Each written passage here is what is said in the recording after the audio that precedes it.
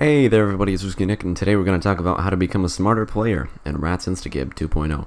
We're going to go into options and set up some smart options. That way we can have a nice FPS, and that way we'll be able to frag.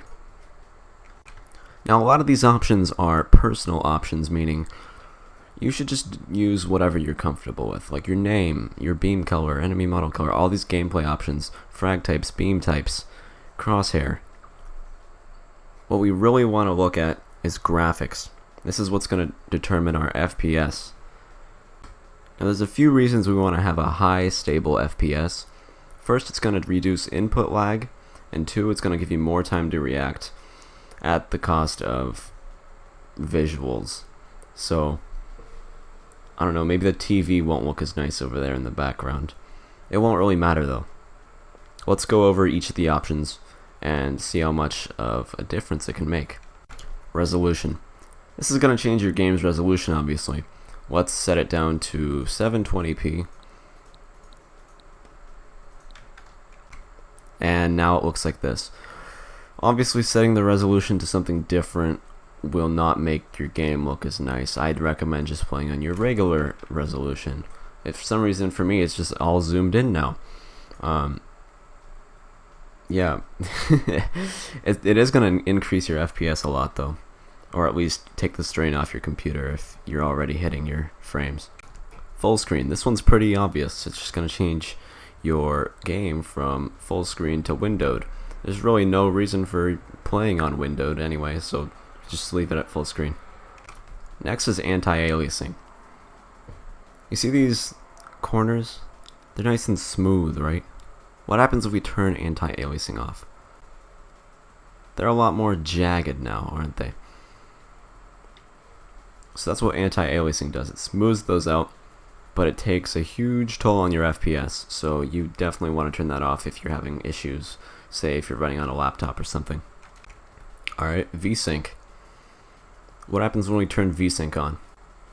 Well, it matches my game's FPS to my monitor's hertz. I have my monitor set to 120 hertz right now, so it's going to try and get me 120 FPS as well.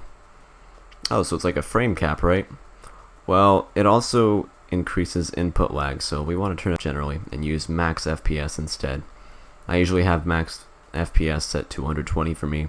You might want to limit it at 60, 90, 100, something like that. Extra bloom. Bloom is a lighting effect, and let's see what happens when we turn it back on. It's just a little bit brighter. It's not a big deal. It probably won't change your FPS too much, but do turn it off if you do need a few extra frames. World outlines. This gives us a cell shading kind of thing that you might have already seen if you've played Borderlands 2 or any other games like that. And turning it off will take out the outlines, obviously. Probably won't change your FPS that much, but see if it does. Model shadows. Let's see what happens when we turn it on and off. Nothing, right? That's because it only takes effect on models, like your rat or other people's rats. So you might think that's a good option to turn off, right? Because that might increase my FPS. Well, only if you're in desperate need of FPS, because that might give you these shadows might give you some nice intel on where the enemies might be. So keep it on. Vignette. Vignette is the border around your screen that makes your game seem more cinematic, if you will. Really, it serves no purpose, and you should probably just turn it off because having it off will give you greater visibility. And that means you can frag better.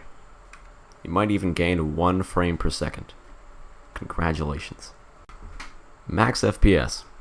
This is the frame limiter that I use instead of VSync, because that'll give me better